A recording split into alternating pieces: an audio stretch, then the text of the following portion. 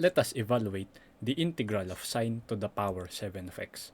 So, when dealing with sine and your exponent here is an odd number, you should use this identity wherein sine squared of x plus cosine squared of x is equal to 1.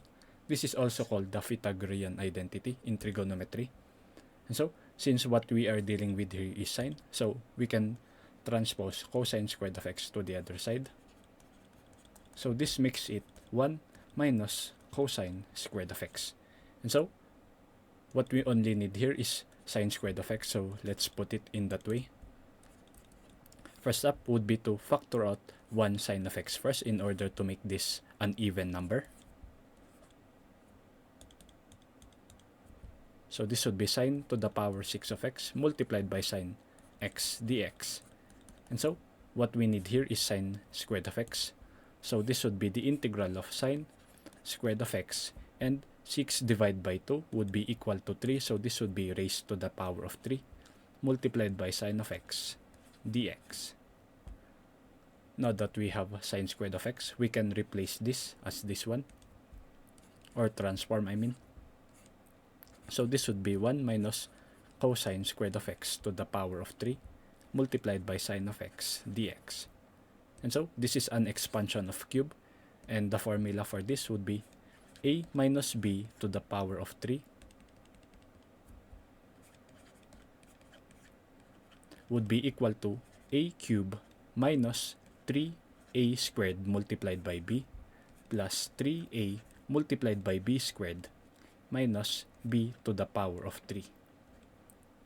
And so, with a here as 1 and cosine squared of x as b, your expansion now here would be the integral of 1 minus 3a squared is simply 1, and b here would be cosine squared of x plus 3, 1 here is a, so b squared is cosine to the power 4 of x minus b cubed, which is cosine to the power of 6 of x multiplied by sine of x dx. Let's just put it in here as a continuation.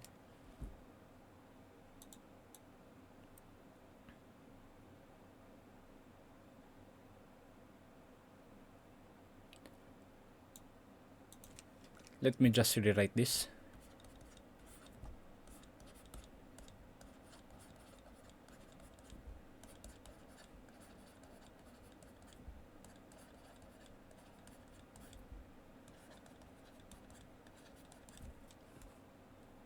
So now that we have this, you can actually see inside the parentheses, you have a lot of cosine of x. So let us use u substitution here. So let u here be cosine of x simply. It is not ideal to use u substitution on cosine squared, cosine cube, or anything else. Just use a trigonometry with no exponent. So taking the derivative of cosine of x, it would be equal to negative sine of x dx. And so dx right here would be equal to du over negative sine of x. And so replacing that, this would be the integral of 1 minus 3 cosine x here is u, and since it is raised to the power of 2, this would be u squared plus 3 cosine to the power of 4 of x. This would be u to the power of 4 minus cosine 6 to the power 6 of x, which would be u to the power of 6 multiplied by sine of x. And so replace dx as this one. So this would be du over negative sine of x. And so you can actually see sine of x would cancel, leaving you with a negative sign here, or negative 1, which you can put it outside the integral.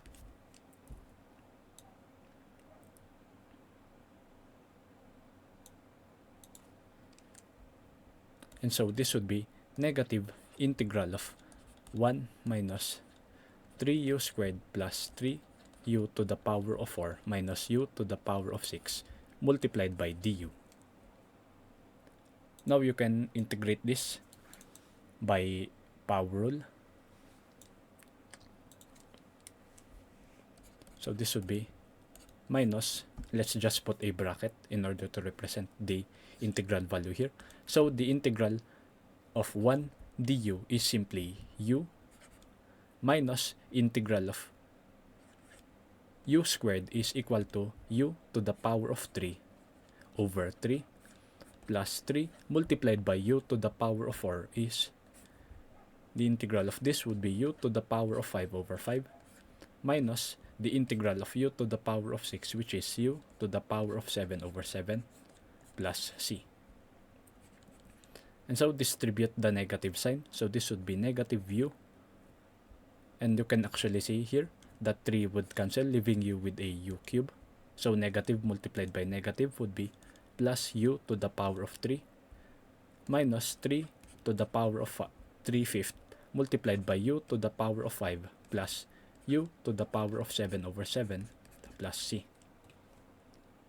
And so your final answer here would be to replacing u back into its original form,